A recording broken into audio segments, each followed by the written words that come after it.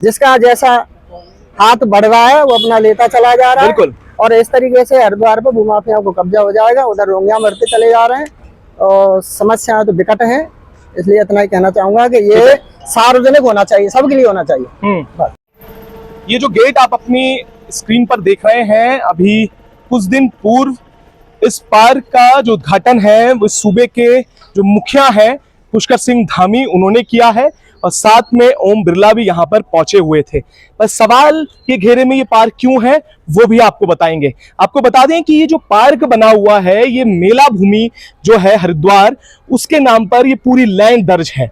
अब सवाल उठते हैं कि मेला भूमि में क्या पार्क नहीं बन सकता? पार्क बन सकता है और एक अनुबंध किया गया था। उस अनुबंध में कुछ कंडीशंस दी गई थी। उस कंडीशन के अनुसार कोई भी मेला भूमि में अगर पार्क बनाया जाएगा तो कोई भी ऐसा परमानेंट आप स्ट्रक्चर खड़ा नहीं कर सकते, ना गेट लगा सकते हैं, ना वहां पर कुछ नाम लिख सकते हैं।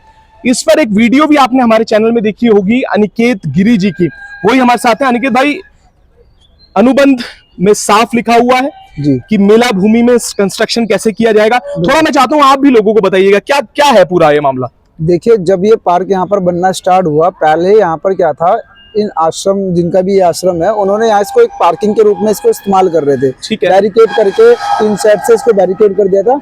नगर निगम बोर्ड जो पहले कांग्रेस का था, उन लोगों ने इसका विरोध भी किया कि यहाँ पर ये नगर निगम की लैंड है और मेरा आरक्षित भूमि है, इस पर किसी प्रकार का अपना व्यक्तिगत या स्वामित्व यहाँ पर ना जमाया जाए।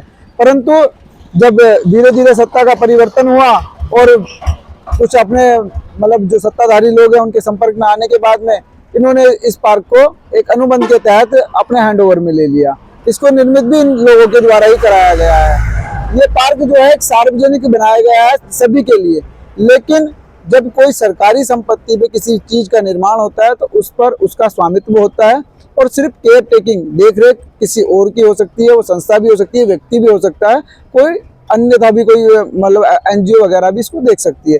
लेकिन यहाँ पर ना तो नगर निगम का कोई बोर्ड है जी, ना ही नगर निगम का कोई प्रचार प्रसार, जबकि एक जो इनका भी कार्यक्रम हुआ है अभी 14 अप्रैल को, उसमें भी एक भव्य इन्होंने आयोजन करा। सूबे के मुख्यमंत्री आए, इसका उद्घाटन किया, ओम बिरला जी आए और प्रदेश के हमारे दिग्गज नेता सभी यहाँ पर, जो हमारी नगर पालिका की मेयर वेयर, उनको भी यहाँ पर बुलाया गया। लेकिन नगर निगम का नाम यहाँ पर कहीं भी नहीं है, उनको वंचित रखा गया।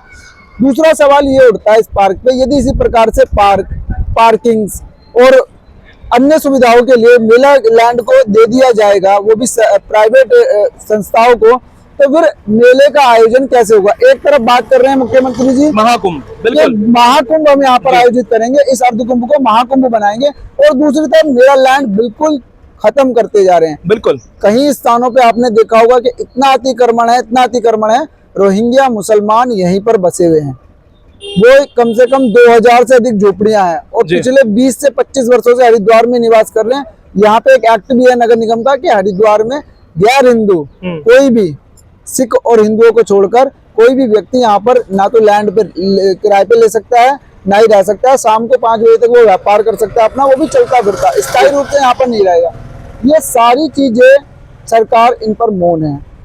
गेट पे ताले भी नजर आ रहे हैं यहाँ पे। आप ये देखिए, गेट पे ताले, ये सार्वजनिक पार्क है नाम को, यहाँ पर गेट पे ताला लगा हुआ है, इधर भी गेट पे ताला लगा हुआ है। आप लोकल आदमी अगर जो मैं जाऊंगा अभी तो वो मेरी एंट्री नहीं है, जो आश्रम में व्यक्ति आ रहा है उनका उसके लिए एंट्री है। तो ये तो आपने इसको प्राइवेट कर दिया पार्क को, तो आपका व्यक्तिगत हो गया। अगर जो पार्क बनाने का इतना ही शौक है और इतने पैसे आप खर्च कर रहे हो तो अपनी लैंड खरीद के पार्क बनाओ, कौन मना कर रहा है भाई?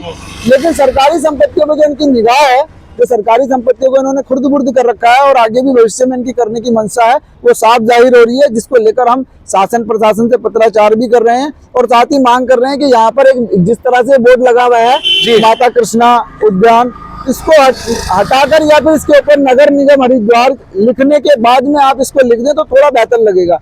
हमको भी लगेगा कि एक सरकारी संपत्ति का सदुपयोग हुआ है। जी अच्छा, अंशुल जी से बात कर लेते हैं। अंशुल जी, थोड़ा सा लगा लीजिएगा आप जी। अब सवाल यहाँ पर यह है, देखिए मैंने भी इस प्रकरण में अधिकारियों से बात करनी चाहिए।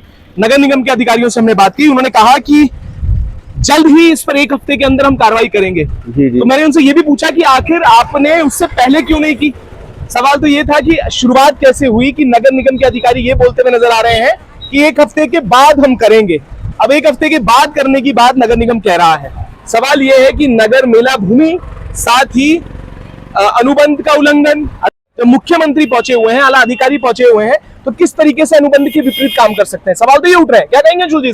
नगर निगम हरिद्वार आना चाहिए था, क्योंकि ये पार्क जो है सार्वजनिक है, किसी भी आश्रम या किसी भी संस्था का पर्सनल ये पार्क नहीं है। इसका निजीकरण ना करा जाए और आम जनता जो हरिद्वार की जनता है, उत्तरी हरिद्वार की जो जनता है, उसको भी यहाँ अंदर आने की परमिशन दी जाए, क्योंकि ये जो जगह है, जगह ये नगर निगम या सिंचाई विभाग की जगह आती है। ये किसी भी व्यक्तिगत रूप से किसी भी संस्था की जगह, ट्रस्ट की जगह, किसी आश्रम की जगह नहीं है। और यदि इस प्रकार से आप किसी भी जगह का निजीकरण कर देंगे तो ये आम जनता के लिए बड़ा दुख का विषय है।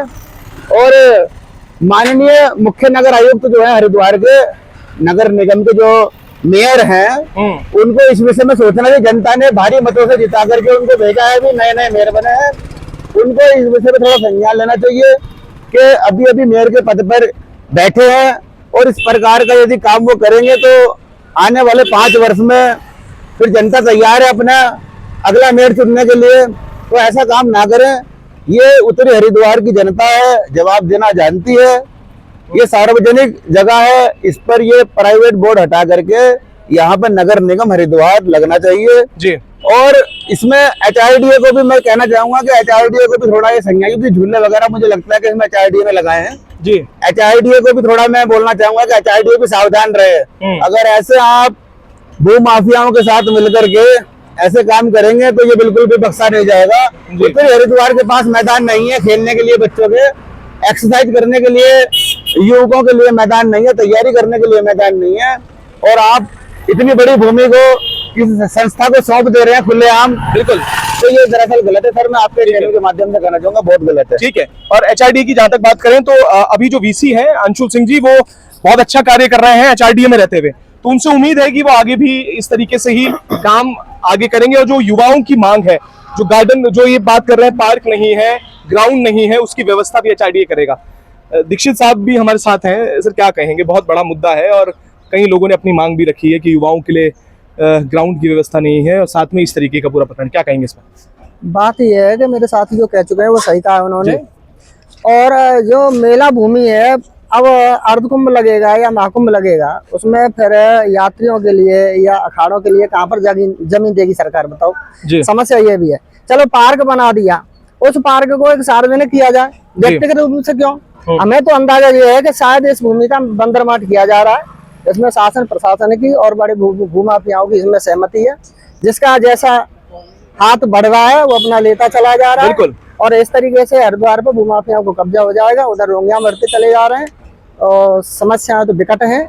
इसलिए इतना ही कहना चाहूंगा कि ये सार्वजनिक होना चाहिए, सबके लिए होना चाहिए। बिल्कुल सार्वजनिक होना चाहिए, पर मेला भूमि पर लगातार अतिक्रमण का खेल कब तक जारी रहेगा? गंगा किनारे जो अतिक्रमण हो रहा है वो कब रुकेगा?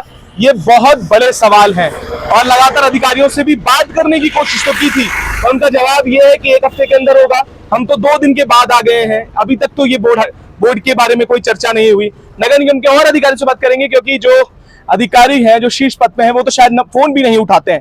अब इस वीडियो के बाद शायद फोन उठाए, शायद अपना जो व्यक्तित्व हमारे सामने रखें, पर सवाल यही है कि आखिर मेला भूमियों पर यह अतिक्रमण कब तक चलता रहेगा। हम भी लगातार अपडेट करते रहेंगे, तब तक के लिए जुड़े रहिएगा और देखते रहिएगा उत्तराखंड हलचल।